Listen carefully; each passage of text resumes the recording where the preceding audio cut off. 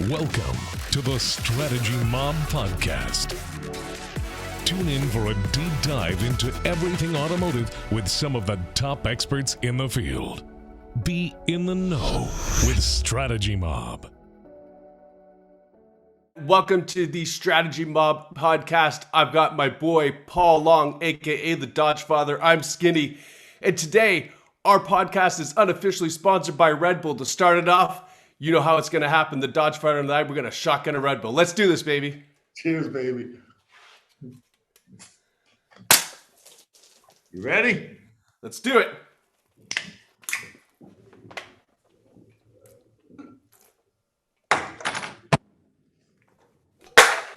There we go.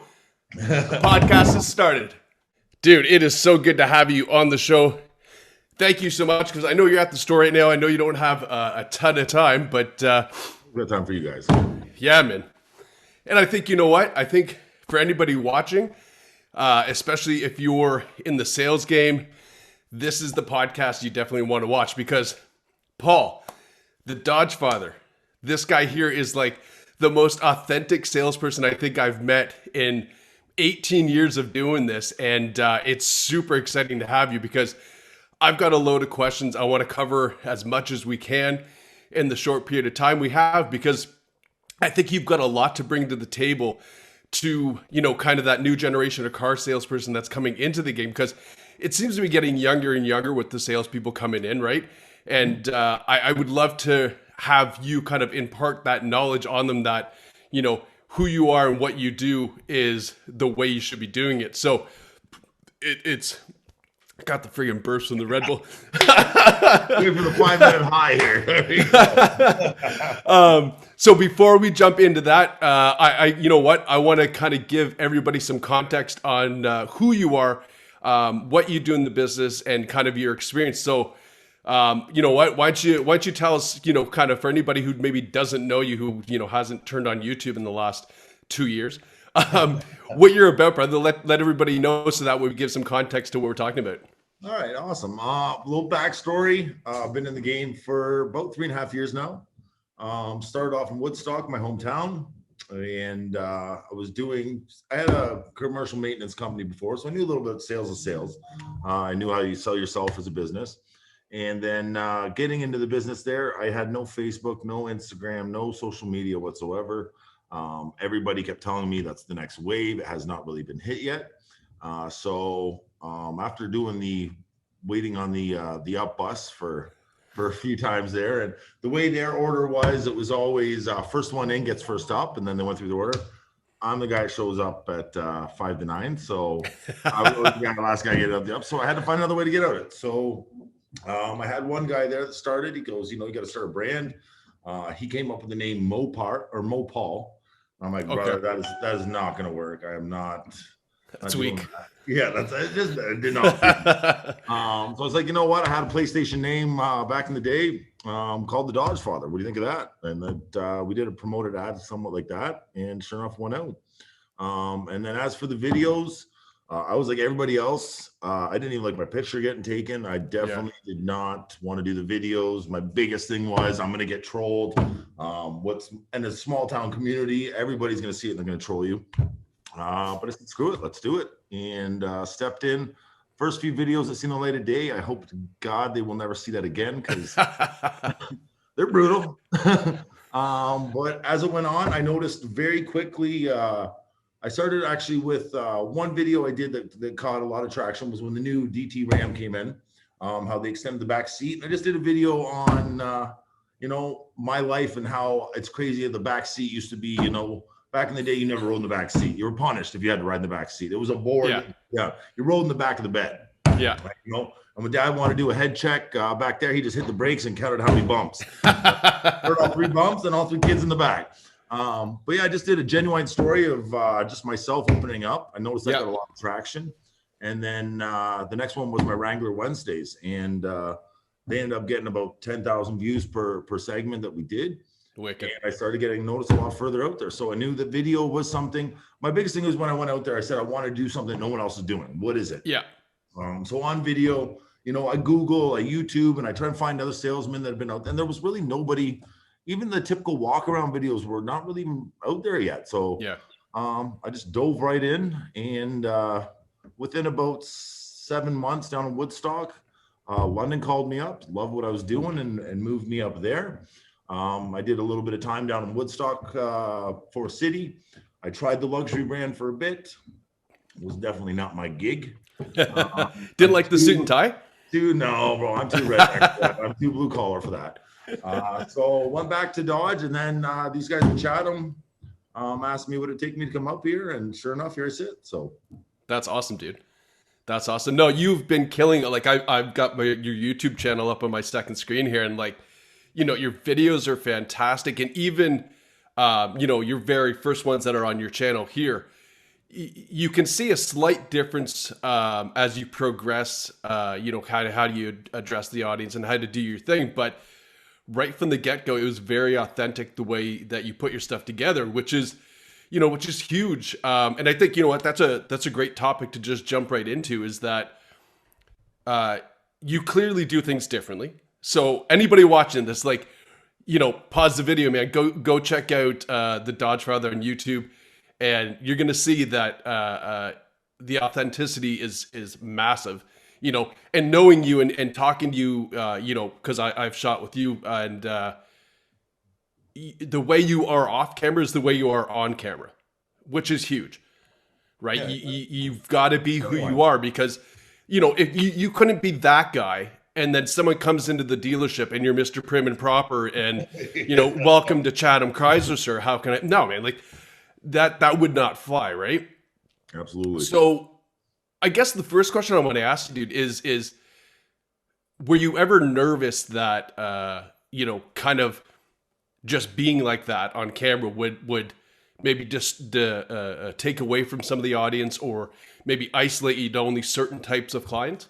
Yeah. Well, I'm a little bit backstory on the videos. So my first videos that I started, they're not on YouTube right now. They're pushed away under the bed in a dark crevice hole that's been covered by 6 feet of, you know, I'll never let anybody see this. But I tried to do, first I came in all nervous. So right. I mean, just getting out there and saying it and just being in front of video, I wasn't myself. I can tell you that right now. And a lot of people that my friends were seeing, they're like, Paul, that's not you, man. Like, yeah, I love what you're doing, the idea, but you know, they're going to come in and they're going to see that, you know, this is guy's, you know, shotgun and Red Bulls, and he's hopped up through backflips for you. That's not this guy I'm watching. Yeah.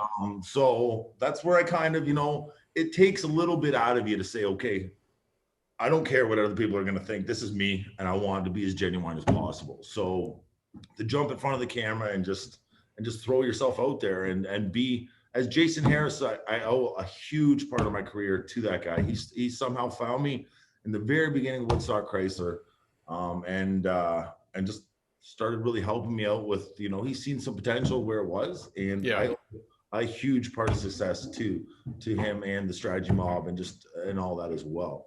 But it was just getting out there and doing it was the hardest part. And then after you start, like anything else, riding a bike, whatever, after you slowly start doing it, you know, you start coming more comfortable. And his big thing was, you don't want to be that guy that's reading a brochure. Right. And that's kind of where I started off with. You know, I tried to add a little bit of fun to it, but you want to have education and entertainment. That's what he says. You got to find that perfect medium that someone's going to want to watch your video because they know they're going to get a laugh, but they're still going to know that they've been, you know, informed well enough about the vehicle. So that's kind of where I really try and push myself to be, is to find a happy medium. Yeah, no. And you know, when you're talking about Jason and you know how he really helped you out, it's funny you say that because, you know, when I was in the automotive career, that's how I made my name, was through video as well.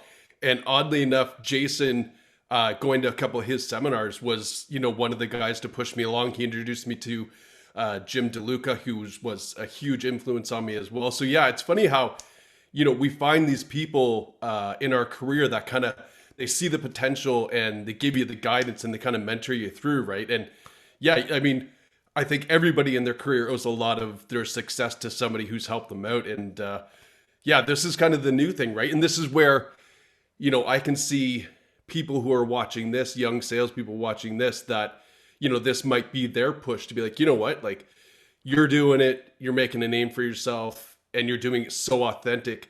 Because I think that's what scares a lot of salespeople, right? They don't want to look stupid on video. Well, the only way you look stupid on video is not being yourself, man.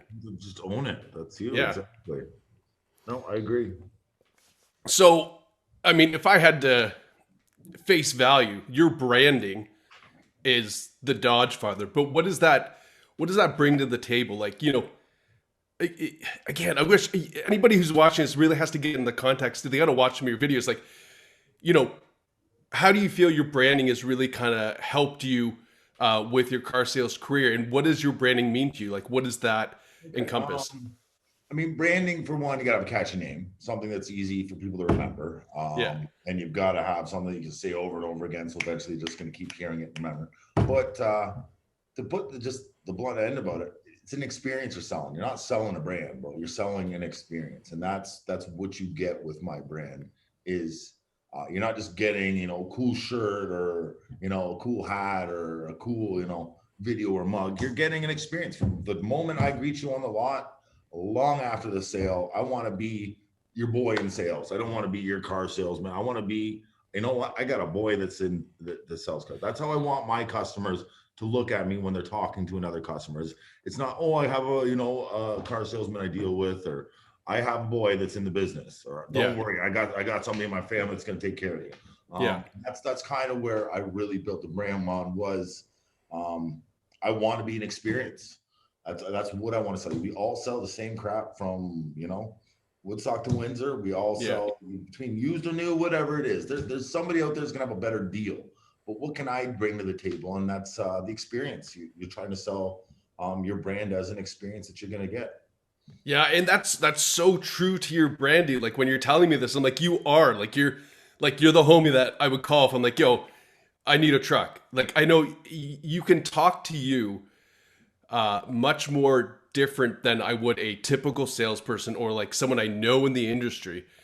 I just feel I can be comfortable with you, right? And that's something that you totally bring to the table. That's exactly it. That's what you want to bring to the table is you brought that guard down that, okay, it's professional Paul and, no, man, I'm your boy. Like, I'll go crush beers on a patio when we're done. Like, that's just how it is. That's how I want every experience for any customer I have out there.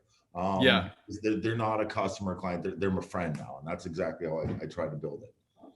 Yeah. And I think for anybody out there that is saying, I want to do better branding of myself, you have to find that experience. What is it that you represent? And it can't always be being your boy in car sales, right? It's got to be what you are every day. What do you live and breathe? Like some guys are straight up product geniuses, right? Like over the top. They know more than half the manufacturer does, right? Like they just know everything about it. If that's your thing, right? Promote that, be that person, be that resource for knowledge, be that guy in the dealership that, other sales guys go, hey, can you answer this question for my customer? And that's your brand, right? You're the genius. You got to find something that's very unique to you because you've got to live and breathe it. And that's got to be so apparent when someone talks to you. And you've done so well at really encompassing that. Like even just texting you, like little things. I'm like, hey, yo, you want to do strategy mob? He's like, brother, I'm there for you. No problem. Like that's just your nature, right? Yeah, absolutely. No, it's so cool. Building that comfortable. I mean, we're in sales. We're all in sales. What we're trying to do is anything that I'm putting out there for the next potential customer or the customers I have now is I'm trying to break down that barrier before I have you come to the wall or before I have you come to the dealership. That wall, I'm hoping with the videos that I put out, looking me up on, you're feeling a lot more comfortable. And sure, your wall is going to be up, but it's not up here. I've broken half of it down before you even got in. And then you finally get your first 3 seconds in meeting me, and you can be like, well, shit, this is the guy, exactly as he says. Right away, we're feeling comfortable. You build down that barrier that you're trying to break down from the raw guy on the lot that you don't know a damn thing about, right? Yeah. So that's kind of what I try to do with this brand is I'm just trying to build an experience and, genuinely put it to them on the table when they first 3 seconds they meet me, because we know that's how long it takes for them to judge you. They knew what they were walking into, and this is the guy that they're walking into. That's exactly what you're building. Yeah, and what I like is that like you say, people know what they're walking into. They walk in, they meet you, 3 seconds, boom. They're like, yep, this is the Dodgefather. This is the same guy I saw. This is why I'm here. And I think that is a really important message to tell people, is that, attract the customers that you want to deal with, right? If you don't want to be, your boy in car sales. Niche, exactly. Yeah. You gotta find the community that you're trying, like Jason here again, same thing. He goes, you've got to find a demographic you're going to siphon into. I mean, sure, you can be as broad as you want, but the more you circulate into the small little niche that you have, you're going to build a huge brand with that following. Not to say that I can't, with seniors or, whatever it is out there, I can usually find a good common ground, but obviously the true people that I have that come to me are the people that have the demographic that I've been trying to find. And that's you find your niche, right? That's exactly it. Yeah, I mean, you could take any walk-in off the lot and I'm sure have a great time with them and everything else. But in the context of branding and attracting customers and prospecting, you're getting customers that see you and love you shotgunning Red Bulls, love you making fun of Mustang owners. Then they're like, yo, I'm coming in, I got to see this guy. And you're getting that commonality right away. And it must be so much easier for you to be their boy because they're like, yo, I'm here. What's up? Exactly. Yeah. And as I've said on a couple podcasts before, numbers are not a thing when you're building your brand. That's one thing that helps so much with building an experience. Is if I have somebody that's come directly off my page or directly off my brand, you're not doing the negotiation BS you're doing off somebody that just, I went to here, and here, and here.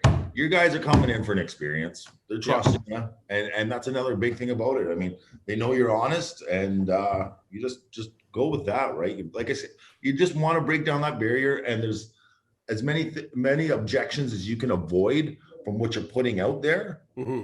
That's what I'm trying to do. I'm trying to, not always going to be a shiesty salesman or, I'm going to, what do I have to do to negotiate stuff? You want to feel like you're dealing with your boy, what you're doing for the sales. And that's kind of where I try to build that brand for, is that experience for that.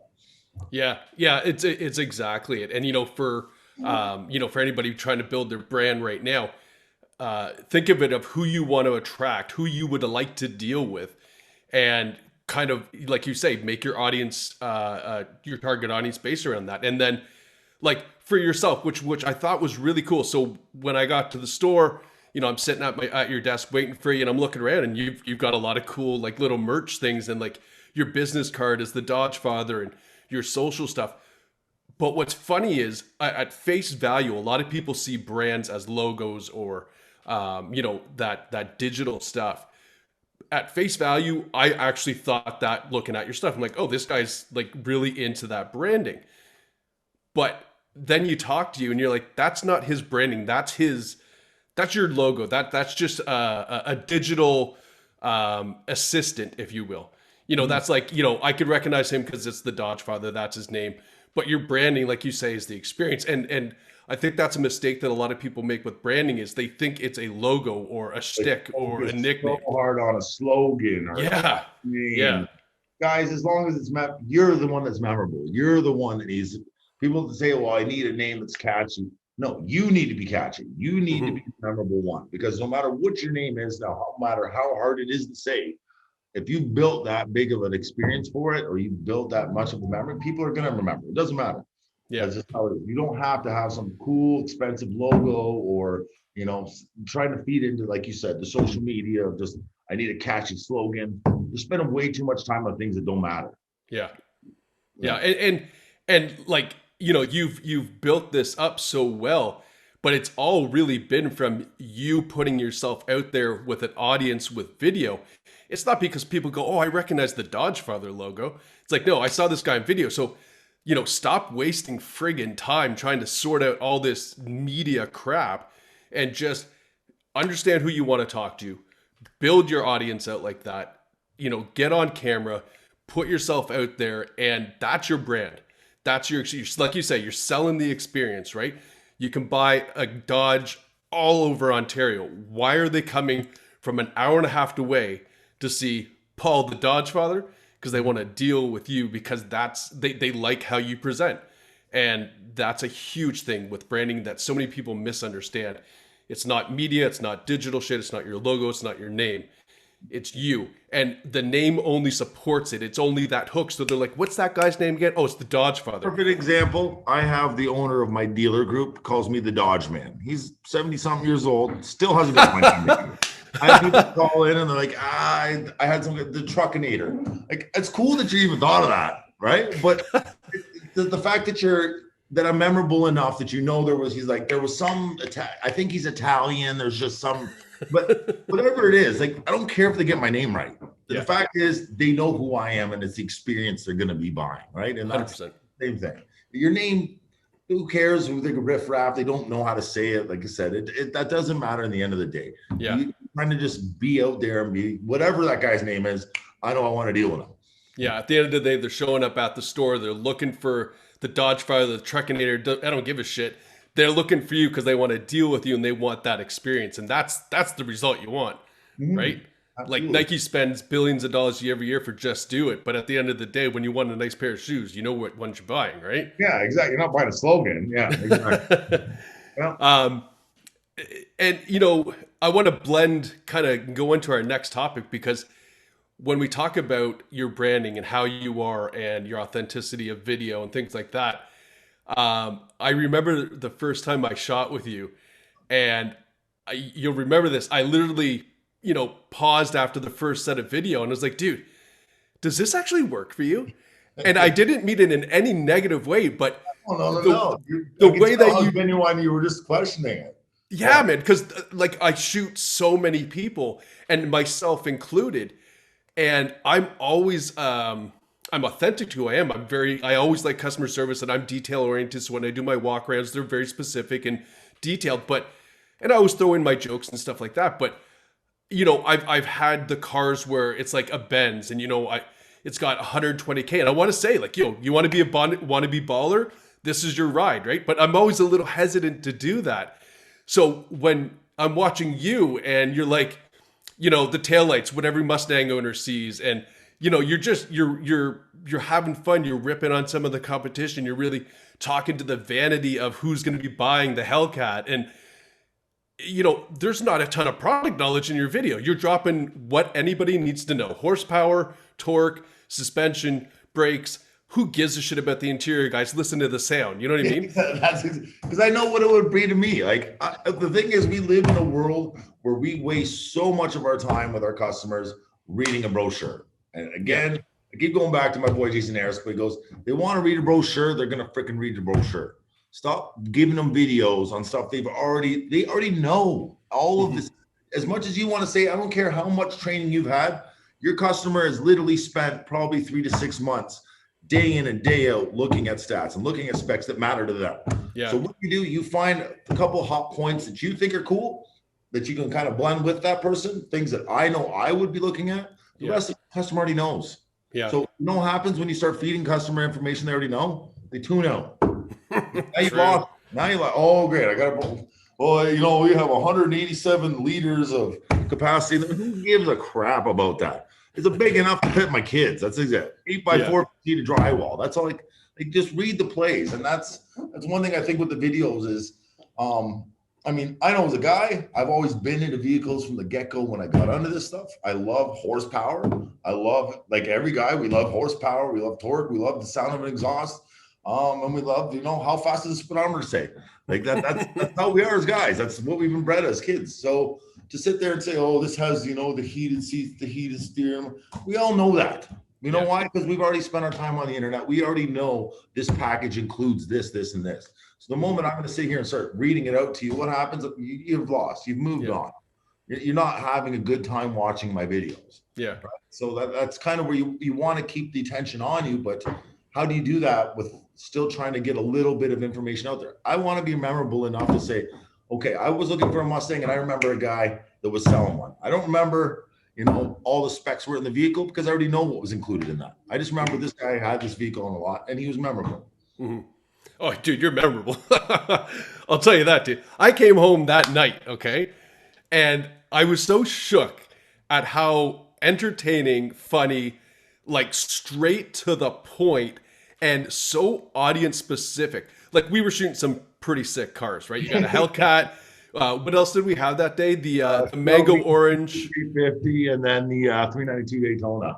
Yeah, like we had some car weekend. Yeah, it was a good time. Yeah, we had some hot cars. I remember coming home and I didn't even have camera footage off my camera yet, and I'm pulling it up and showing my wife. I'm like, "Yo, look at this guy." I'm like, "This is hilarious." I said, "This is the most fun I've had shooting in a long time." And my wife at face value, because obviously, probably not your target audience. She's looking at me kind of like, and I'm like, "No," I'm like, take yourself out of that. I'm like, look in the context of what he's selling behind him. I'm like, this is what every guy wants to see. Like, just straight up entertaining, appealing to the vanity, appealing to the horsepower. He's got his audience locked down. And I'm like, and when you're talking, like when you're doing your video, you're definitely, like a manly man and blah, blah, blah. But like talking to you, you're a super nice guy. And you can kind of get hints of it in your video, right? And I'm like, the best part is, I'm like, this guy's not a douche. Like, he is absolutely. I get it a lot. I came into work here, bro, for the first couple months. A lot of the staff didn't really get to know me. They obviously, you're the new sales guy. And on our board, every time you write down the Dodgefather, people started crossing it out, writing the Douchefather. Wow. I loved it. Everybody expected me to come out pissed, and I'm like, guys, I love it. Yeah. Who would come pat me on the back? Who put this out there? Like, just have fun with it, right? Yeah. Like that's it. People are so concerned about, oh, he seems as a douche. The thing I always say about the douche is, why do you call a guy a douche? Because you don't have anything bad to say. What is douche? Yeah. Oh, that's true. Yeah, you're not a jerk. Why is he a douche? Yeah. What is it like? You don't say he's a prick or because a douche is just a guy that you don't know. There's something about him that just strokes you the wrong way, or no, you don't know what it is about him, but you like it. That's what a douche is. I hate to say it, but that's what it is. No, man, that's 100% accurate. There's no context to it. It's like it's almost like envious, right? Like you're kind of envious of the person. You can't really knock them because they're not doing anything wrong, but you're just like, damn it, like fucking douche. And that's how I always perceived it. So I'm like, well, thanks. Yeah. No, but like, and I was telling my wife this. I'm like, he's not a douche. Like, he's a cool guy. Like, he's actually very nice, and he's like asking me questions. He's not there just for himself. I'm like, he probably sells a ton of whips, and I'm like, and the best part is, I'm like, imagine the people watching this video when they like it. Imagine how they come in and present themselves to him. They're probably auditioning for him to sell them a car. I'm like, it would be wild. I'm like, I love this stuff, and like again, knowing your audience, knowing the product that you sell, right? I've watched your stuff. You're different with a Jeep than you are with a Hellcat, than you are with a Cherokee.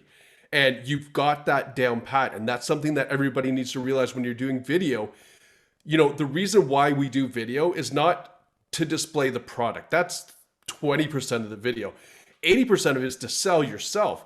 So when you get that audience correct and, you're crazy outgoing on a Mustang and you're shotgunning Red Bulls and, you're talking about the horsepower, totally makes sense. Then you flip over to a Jeep and you're talking about off-roading and, like you got that down pat. You can't talk about a Jeep the same way you talk about a Ram, same way you talk about a Challenger. Doesn't work. No. Doesn't make sense. And what are you doing at that point? Yeah.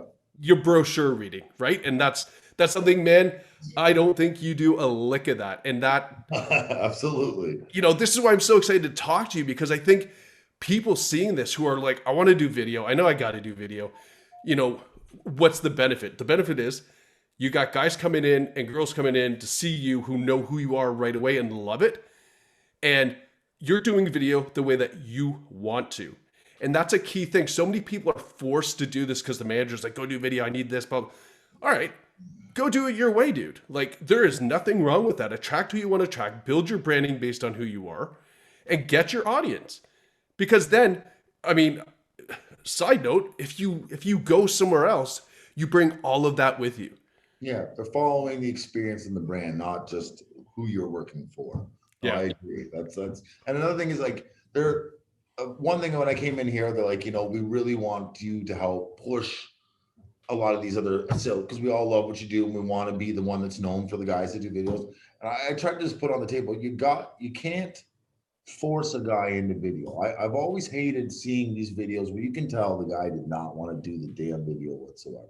Yeah. Everybody has, their highs. Everybody has the lows. Everybody has what they feel they're confident on. And you can't just shove everybody in front of a camera. People, you're just going to get lost in the mix. People do not want to see that crap.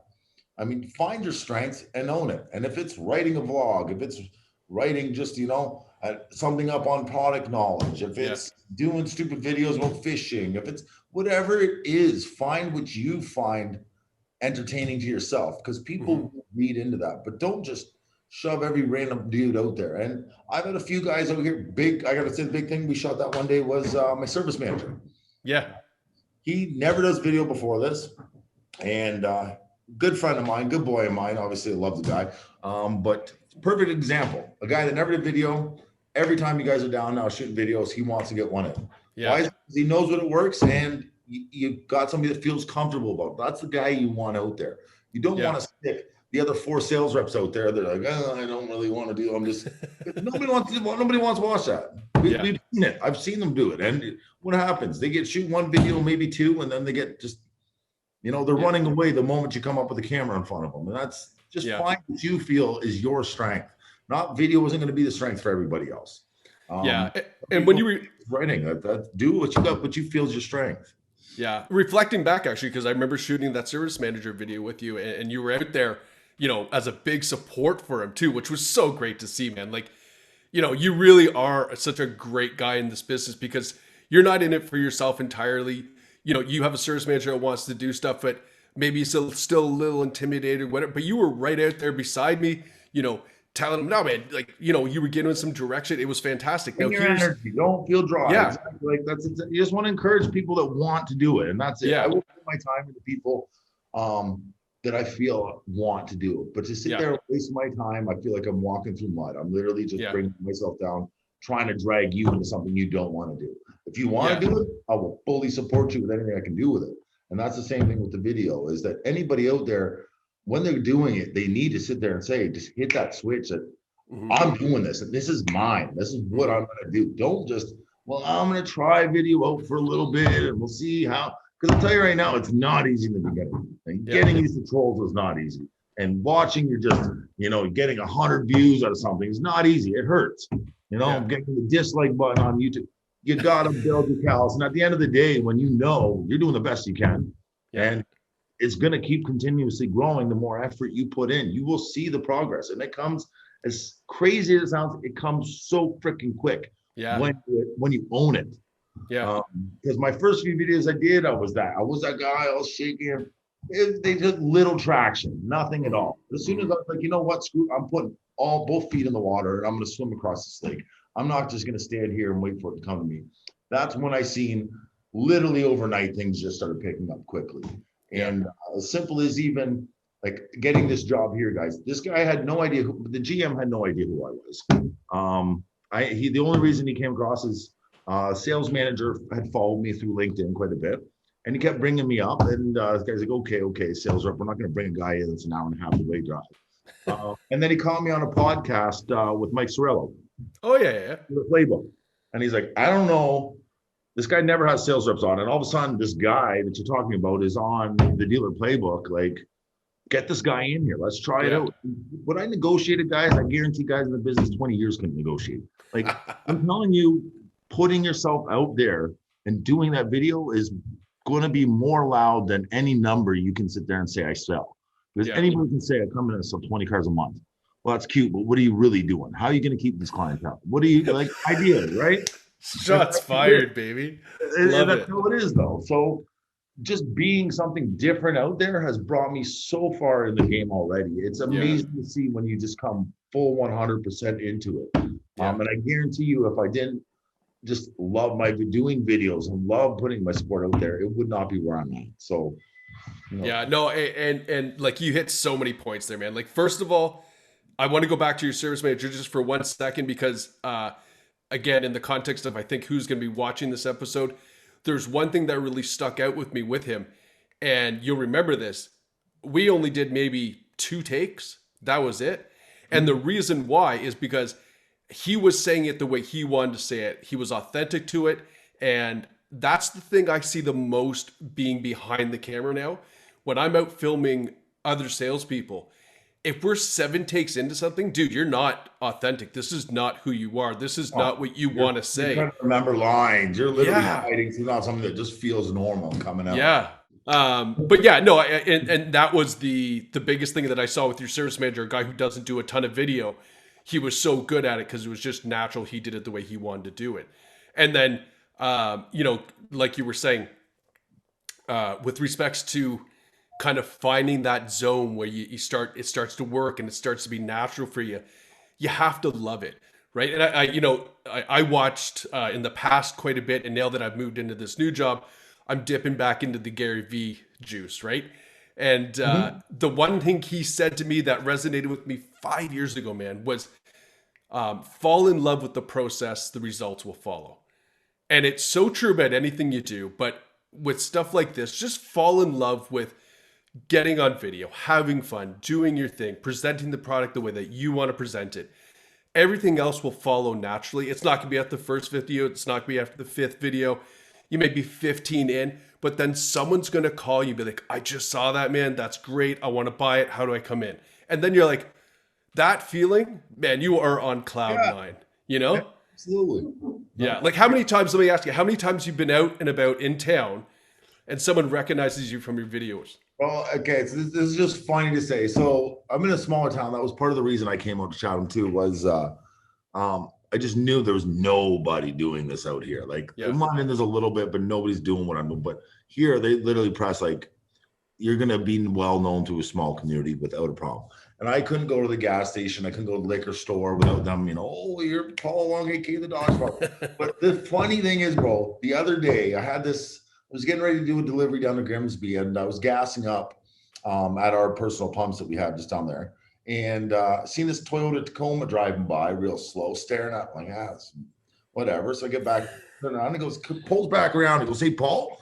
I'm like, hey, goes the Dodgefather. I got to get a photo with you. And he came around, put his arm. I was like, no, are you kidding? Yeah, right. But yeah, that's like, you're building something that to finally people are out there just excited to say, oh, I've seen that guy. He makes me laugh.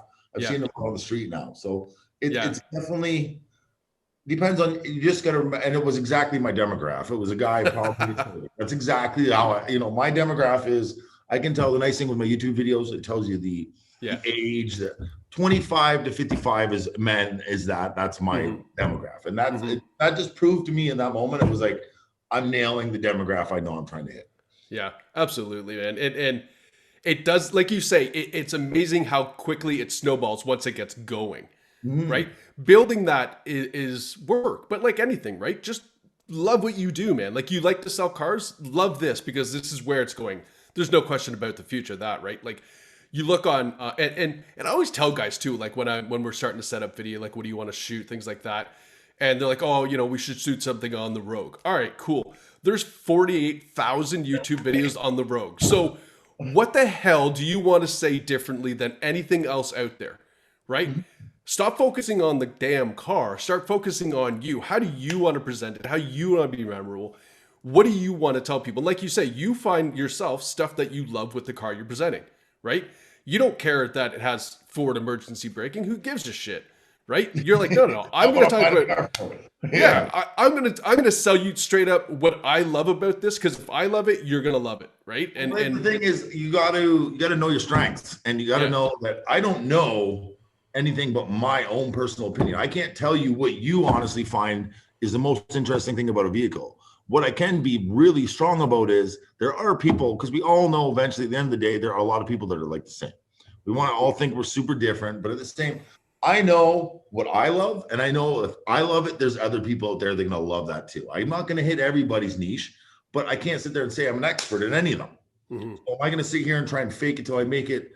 I heard that people like to know about the way child seats. I don't have kids. I don't know. I did a video on how to put a car seat into a Grand Caravan. Yeah. Grab the car seat, strap the baby in it, through the car. I don't know. But you know your strengths, and that's what you have to really siphon in on, is stop worrying about trying to please everybody. 'Cause that was my big thing, is that at the beginning, I was trying to open such a big demographic, and you're not going to, you're spraying and praying with your videos at that point. And you're just, you're going to be a dry walk around video. Oh yeah. You have that, 500,000 views on a YouTube video. It's not because the people are going to enjoy it. They're literally doing it for the product knowledge, and they don't care about the person doing it. And that's let those 48,000 videos serve that. You do your video so people come to you. Exactly. I just know people are going to buy, a Dodge Ram or people are going to buy a Dodge Charger. But at the end of the day, why are they going to come to me? Why is my video something that they want to come to? Because they can watch 1,000 that just mean nothing to them, right? And like, how often have you been asked well, maybe not you, because I think you're unique and people already see that, but I know my career, and I've asked the same question as a sales manager.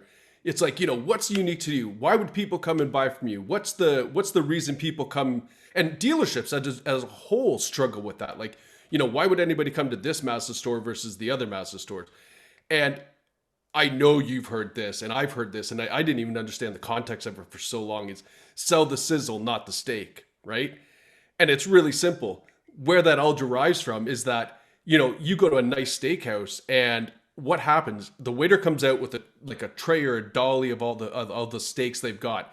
And they start telling you, this is a porterhouse, this is a sirloin steak, this is a baseball steak. They tell you the marbling, how long it's been aged, how they cook it, where it was from, and exactly, your experience. Yeah, they're selling you the story of how that steak is done, and that's why you're buying it.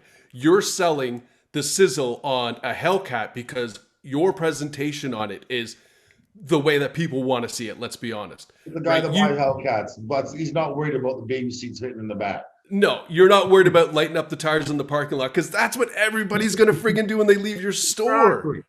So you're selling the sizzle of, this is why you're buying the car, not the features. This is why you're buying it. So you can be that badass. So you can be the guy in the front seat rolling up to the red light and just looking over and going, what's up? That's what you sell. And people are buying the damn car for that anyway. So why not pitch it to them like that? And that's what I mean when I say to like other people that are looking to do video on a product. Think of why they're buying the vehicle. Pitch to that, right? Like, you're selling a Pathfinder with 7 seats. All right, cool. Is it exciting that, someone's taking their 2 kids away? No. But why don't you actually speak in real terms? It'd be like, you know what? When the kids hop in the back seat, 2 USB plugs, plug them in, shut them up, and just have a nice drive. Stereo that drowns them out and optimizes them. Yeah, exactly. Yeah. Right? Because as a dad, I would laugh at that and I'd be like, yeah, that's true. You know what I mean? Yeah. And that's where you sell the sizzle more than you ever sell that steak, dude. And I think that's why you're so successful in gaining such a good audience and kind of that following of people who want to buy from you rather than people who are just there to learn and then go to the nearest store. Right? And that's what something people do themselves such a disservice when a salesperson puts themselves out there and they're really risking kind of, that embarrassment and whatever. And they don't get the gratification of it because they're selling the product. But that person watching it in Toronto goes, well, I'm not going to drive all the way to Ajax. So great video, but I'll just go to this store. You're not giving them the reason to buy from you. And that's what you do. You're literally selling for everybody else. That's exactly what these product knowledge videos that 90% of people are doing. Yeah. It's exactly. Good for you. You sold our product. Mopar is going to thank you. Dodge is going to thank you. But at the end of the day, your paycheck ain't going to see any of that. You literally just laid down a sale for some other sales rep closer to where they're from. Yeah, absolutely. Absolutely. So, tell me, what has been some feedback on your videos? I mean, good and bad, because I'd love to hear both, because I'm sure in the world of the internet, you got some haters out there as well. I've done a few videos on my favorite trolls, the troll comments I get. Okay. So again, I'll start the whole idea on trolling. Okay. So this is the whole reason 90% of you sales reps out there are afraid to do video. Is because you're afraid of the trolls and the haters and the naysayers. Buddy, you gotta learn that you're not gonna please everybody. There's no matter any ad you put out on Marketplace or somebody trash talking it, somebody having a bad day, there's always gonna be that person out there. We have a world full of Karens and Kyles, right? That's just how it is. We know it. But it's what you do with that. And I have had even I had one good video I loved, the TRX video I did. And when we shot it, I played a little bit with it. And when I finally went to show it to the GM, I could see him sweating. And he's like, Paul. And I can see him getting all fidgety. He's like, we can't, like you're really closing your demographic on this video. And he kind of had me eating into it. It was like, all right, so I get a hold of Jason. I'm like, Jay, I love it, but we can't air this, man. Like this is off the wall stuff. Like I love jumping out of that box. I love a gray area, but this is black, bro. Like this is black zone. And he's like, you know what? Screw it, Paul. Because the thing is, who's buying the TRX? Who's buying the TRX? A big cocky guy that loves to hear there's almost 700 horsepower sitting in my Ram. Yeah. Like I don't care what mom thinks about her minivan. I'm not trying to sell a minivan when I'm showing you the TRX. I'm selling you TRX because I know the people that are buying it. It's a young guy that wants power, a guy that loves, always the idea of having a muscle car. And I get to run, 700 horsepower out of a Ram. This is insane. That's who you are doing your videos for. And that's the thing too. My Grand Caravan walk around is nothing like my TRX walk around. But that video literally kept my sales manager up at night because I remember funny story. I remember sending an email back to Jason saying, "Look, Paul, we can't air this. We can't air this." He's like, "No, cool. We'll cut it down." And then I remember I got back from the gym the one night and I get a call. It's like 9:30, 10 o'clock at night from my sales manager, being a little later. He's like, "Yo, Paul, you remember that video that you showed the general manager and you said you're gonna edit?" I'm like, "Yeah." He's like, You told him not to air it, right? Like, hey, yeah, don't worry. It's hilarious, the things that keep you up at night. Yeah. Yeah, well, he aired it. And the customer tagged the owner of the dealer group in it. And I'm like, okay, what can I do? He's like, Paul, you're in too deep, man. You've got to own it now. That's it. But there were comments there. Like, it's funny because I would see the ad coming through and it would say 30 comments. And you click on the comments and there's 2. Shows you how many have been hidden. Yeah. So you're gonna get a lot of haters. It's just how people are out there. And I always say, hate me or love me, my name's on your tongue. Yeah. And at the end of the day, I'm doing what I feel I'm supposed to be doing, and that's being talked about. Like that's getting my brand out there. I'm not giving you a surprise. You're not expecting me to be sitting in a suit, prim and proper. Yep. When you come to see me, you know what I do, and I'm having fun with what I do. So maybe I might not win everybody, but I know my demographic. I made a career out of it, and I just going further and further with it. So don't be like, as a piece of advice to anybody out there doing the videos, don't take it to heart, man. I know it's so hard not to take it to heart, and like some things they say, I'm like, ooh, that's good. That cuts. That's right there. Like you're coming in loud. I try to comment back as many of them as I can. Another piece of advice is never comment back if you're heated about it. Yeah. Because you're always gonna be regretting it. No matter what you do, you have to laugh about it. And there have been multiple ones that they've started off with the Dodgefather. I ended up just writing them back. Well, what do you think? What did you not like about it? I appreciate your feedback. I know I can't please everybody. Tell me what it is about it. Well, actually, the more I think about it, actually, you had a good laugh.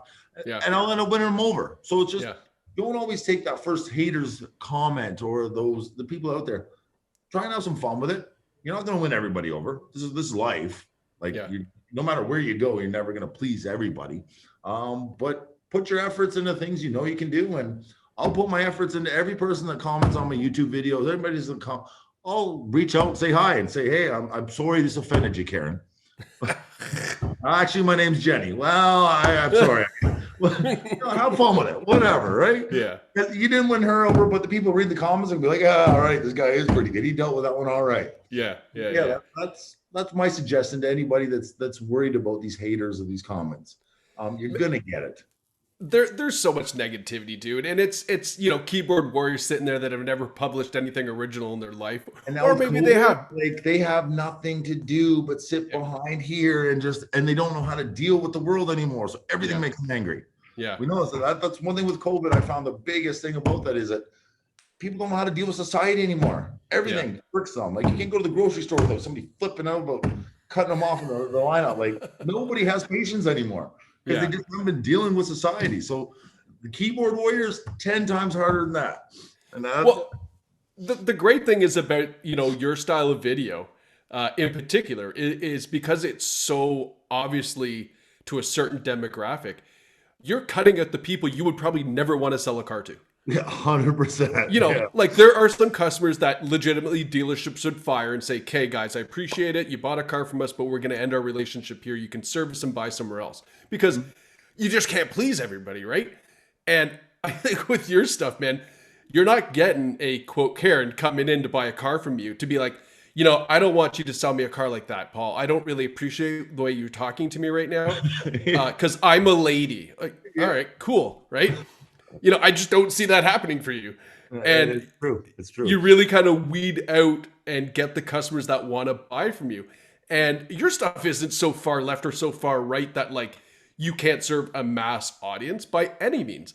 But I bet you were the sweetest guy when a senior walks into the store. Absolutely. And it's sincere too. Yeah. I got to say that, right? Like that's not acting. Exactly. No, 100% it's not. Yeah. And I'll still call him brother. Don't get me, and he'll still fist pump me at the end of the deal. Like, bro, you just learn how to be yourself. Yeah. And obviously, you read a play. You're not going to deal the same way with seniors as you are going to, a young couple. But the genuineness and just being sincere. That's one thing I was always told at my old dealership is like, you come in. I remember this one time I got a faux hawk. I always wanted a faux hawk. I don't know why. I just wanted to try it out. Finally, I was like, you know what? Let's do it, buddy. So we did the faux hawk. I did the line down the side. Yeah. And I knew I was going to get razzed when I came back. And I was like, screw it, whatever. And I remember going in the morning meeting, and every morning meeting, we have all our sales staff together. And we're going over the stats for. And the sales manager kept making wisecracks about it. Oh, look how line. I said, oh, your mom didn't seem to mind it last weekend. No, it did not go over well. But the thing was, I would actually have senior customers saying, like, I'd reach them on the lot and they're like, I don't want to deal with that guy. He just, you've got to learn that, okay, the faux hawk was a little extreme, okay? I get that. If you got to know me, you know that it's hilarious. But first impressions are built within that 3 seconds. So, of course, again, you have to be open to that as well. And I literally, by the third time, one of the sales managers comes up and like, this customer says that they just feel like you're too much. You're going to be real pushy. It's like, I haven't barely talked to him, but it's just the look you have. So I got rid of the faux hawk. Obviously. I tried the faux hawk. It didn't work. Rest in peace, faux hawk. A different town. It may come back one day. But I just think to that part, you got to play the part. Yeah, of course. And you have to be diverse. You have to be open. You do have to still be clean cut. You still do have to be approachable. And there are things that you can do that are going to make the next customer be like, I don't want to do. I just instantly built that wall up instead of brought it down. So that's so it. Find your niche too, but don't go too genuine where you think a faux hawk's cool. Yeah, it's cool, but it ain't cool in sales, man. Yeah. You've got to be able to serve all audiences. Yeah. But you can certainly tailor it towards a certain demographic of a certain customer that you want to attract based on your brand. That makes sense, right? The faux hawk Hellcat, yep, probably not a problem. Faux hawk Grand Cherokee, maybe. Caravan, okay, probably not going to work so well. Not working, bro. Not working. I learned early, bro. I was like, okay. I was like, oh, they're just haters. Second one, I was like, okay. Third one, I was like, okay, Barber, I love the hawk, but this world just ain't ready for it. Yeah. No, it's so true, right?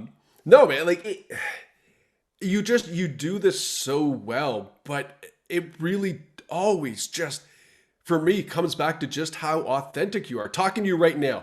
Anybody watching this, they're going to listen to you. They're going to hear how you're talking, everything else. They're going to go watch your video and be like, that's the exact same guy. They step into the store and it's the exact same guy. You have a fridge beside you with Red Bull. Like, that's not a stunt. That's what you do, man. You're like me. I got a case in the fridge. I love Red Bull. I will drink that every day, 1 or 2 a day, whatever the case is. But that's who you are, man. Like, we're not making that up, right? Okay, question. Would you shotgun with a Red Bull with a customer on delivery? Oh, 100% I would. Yeah, Ha- I have it so when you come to my desk after you've gone outside, and I have a little Tassimo coffee maker on the top. It's coffee, water, Red Bull. And you know how many times I'm like, Red Bull? And then I'll open it up, then all of a sudden it was the rainbow. And then I'm like, all right, Red Bull. You're crushing a Red Bull. You again brought that level down a bit. Like, you know what? I remember the sales rep that he gave me a damn Red Bull right at the time. How many people are offering them that, right? Oh, like, exactly. oh, I didn't even know this flavor existed. Well, guess what, buddy? Here's a case for it when you do your delivery. Yeah. Put that in the back. You know, like experience, guys. That's what it is. And it's as much as it sounds stupid, these are the small things that they're gonna memorize. Like they are gonna remember you by the small little things that you bring to the table, not the vehicle itself. That vehicle is at 100 other, FCA dealerships around me. It's what did I do to be like, besides price, what did I do to make that person feel like they were coming to a place they can trust? Yeah. And they're going to want to come back and they're going to want to refer. Because I always tell them, I'm not a one-night stand. I'm here long after the sale. I'm not just sell you the car, we call it a day. And again, people like it. They think it's hilarious. But again, they see the genuineness in that. I'm not here to just get rich off one sale and move you along. I want to be your boy in the biz. That's it. And that's where I really push at is remember there is a guy you have here, not just the brand that's here for you. Sure, the brand's got me a little bit more recognized out there to other reps or things like that, but it's the experience they're going to remember, guys. So that just keep pushing yourself on the experience, not your damn logo, not your damn slogan. And what are the small things that make you different every time you bring someone to your desk or you do a walk around or they go Google you on Facebook or Google you on the internet? These are the things that you want to be remembered by. Exactly. And man, like that's exactly what we're talking about. And I remember the first time I met you, right? Same thing. You're like, want a Red Bull? And I'm like, sure. And you showed me, and I've never tried the flavored Red Bull before. I'm always OG, just give me my silver and blue.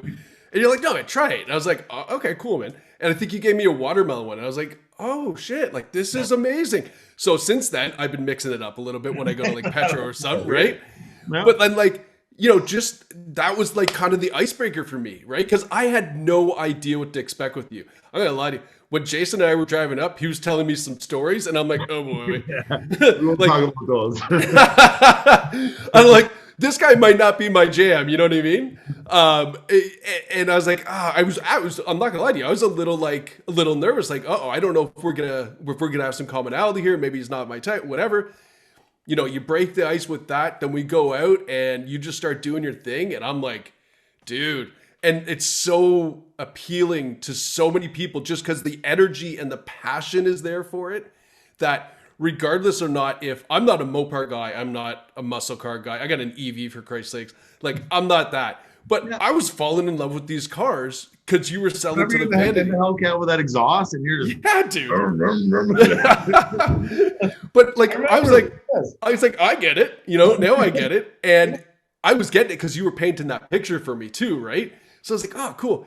But it really had nothing to do with the car. It was the experience of watching you do your thing, and that presentation, because that's what that is, man. That's a presentation, dude.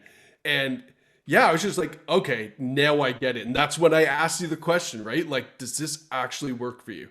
Because I was so shocked at the originality and the passion and everything. I'm like I knew in my head, I'm like, this has got to work, but I'm gonna ask because it's just blowing my mind right now how original and simple, but so smart this was.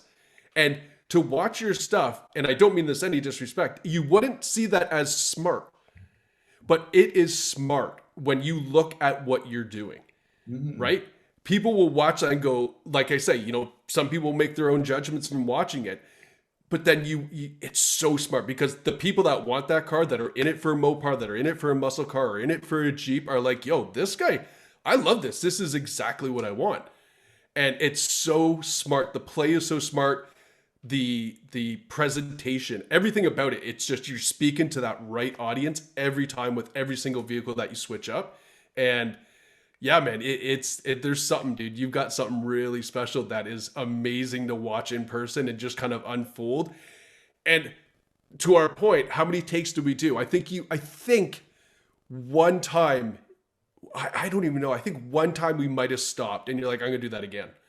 But it was something probably it was, remember we couldn't get the exhaust manifold to open up. Yeah. And we were just like, and it was a blooper only because of the car, not because of you. Right. But like, and as I'm doing this, I'm like, he's not going to talk about a lot of these features. Oh shit. Okay. I see what we're doing now. And it was so cool. And it was so unique to shoot for me because I always do the other side of things. Right. So the way that you're presenting the advice that you've given everybody here, if you want a brand and you want to do video and those two things really mesh together, because, you know, as we were saying at the beginning of the show, branding is not your logo, dude. It is the furthest thing from it. That's how you get recognized a touch. But the branding is who you are and how you want to sell and how you want to be with customers and kind of fill that service. And the way that you're doing it, man, is obviously working, and it's very appealing, and it is so 100% professional that it is outstanding. Well, thank you, brother. But from face value, it is hilarious. Because I never once thought in context of talking about professional branding, perfect video use, that I would look at this and go, this guy's a fucking genius. Because that's what it is, dude. And it doesn't have to be Mopar. It doesn't have to be muscle cars, because you've done it with Jeep. You've done it with Ram. You know, you could do it at a Benz store. You could do it at a Nissan store. It's just how you're doing it. And anybody, like, just such a good role model to look up to. And the best part about you, dude, I know if somebody's watching this and they reach out to you, you'll be 2 feet into helping somebody else out. And that's something that I really appreciate about you too, because you bring a lot back.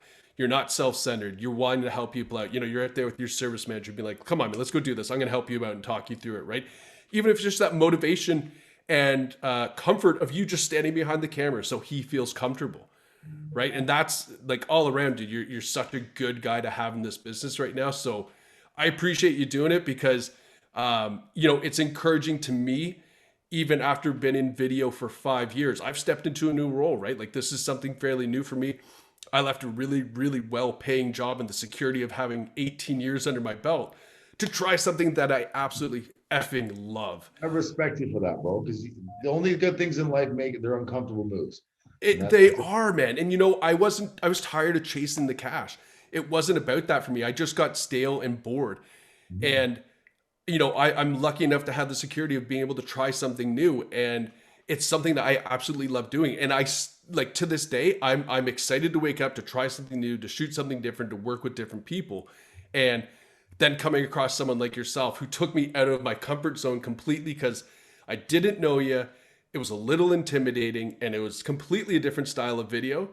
And now I'm like, yo, I love doing that. That was so exciting. And it kind of got me like over my fear of dealing with someone with a bigger personality and you know, that different style where, you know, I'm looking at it going, oh shit, like, that's amazing. That formula works. The guy's cool.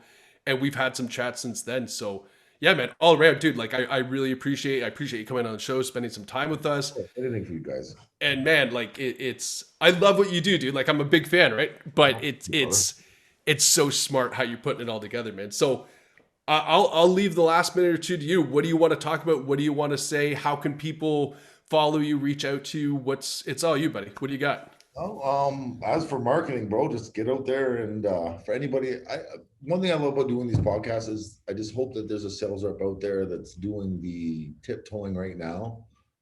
That's gonna say, okay, fine, this is it. This is my moment. I'm gonna push it. Because my biggest piece of advice, guys, is in the 3.5 years I've been in this, I have seen, I'm not trying to be cocky or anything in that sense, guys, but I have seen my progression. There's so many people that are following it more and more and more. And I have literally seen the copycats. I have seen the people that are, I'll put a video out. Next thing I know, the 3 other dealerships around me are doing the exact same thing. They're trying to push it. But if you don't do it now, man, there's no better time than now. Yeah. People are still at home, like COVID especially, guys. Like, you will never get a better time where people are online looking to be entertained. People are looking to be educated. So if you don't do it now, guys, I hate to say it, you're going to be the last man to the party, and you're not going to be the one enjoying the wealth out of it. Like, get out there now before this market gets flooded, because we're already almost there. And going to be a couple of years from now, guys, you're going to get lost in the mix. It don't matter what you try to do. We live in a world of extremities where you're only getting noticed for the guy that goes to the next extremity. Like, you've got to hit it while you still can, because this video thing, guys, it's going to be flooded. It's already flooded, but it's going to be so far flooded that you're not going to have a chance to get up in it. Yeah. And as for anybody that wants to reach out, anybody that wants to send some support, some love, follow my YouTube page, the Dodgefather, Instagram, the Dodgefather, Facebook, the Dodgefather. And any questions at all, guys, my cell is on there. I will answer anybody's text. I will help out the best I can. So, yeah.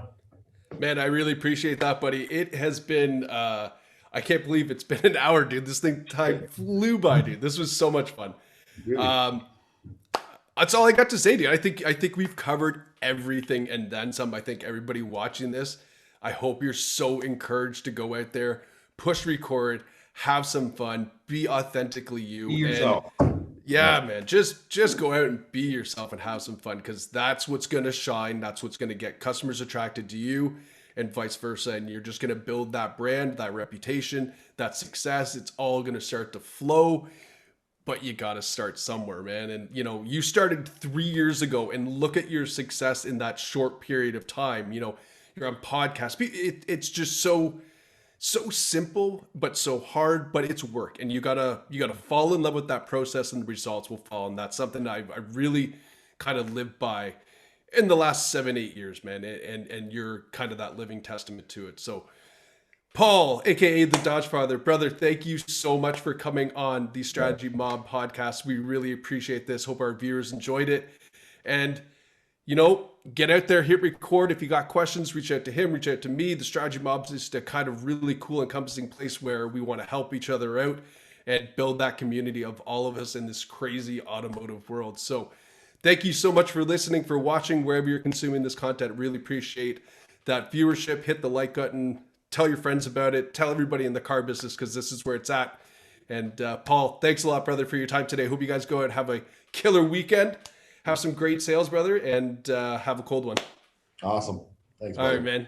Thanks so much. Appreciate it. No problem, buddy. Thanks for tuning in to the Strategy Mob podcast. Don't want to miss new content?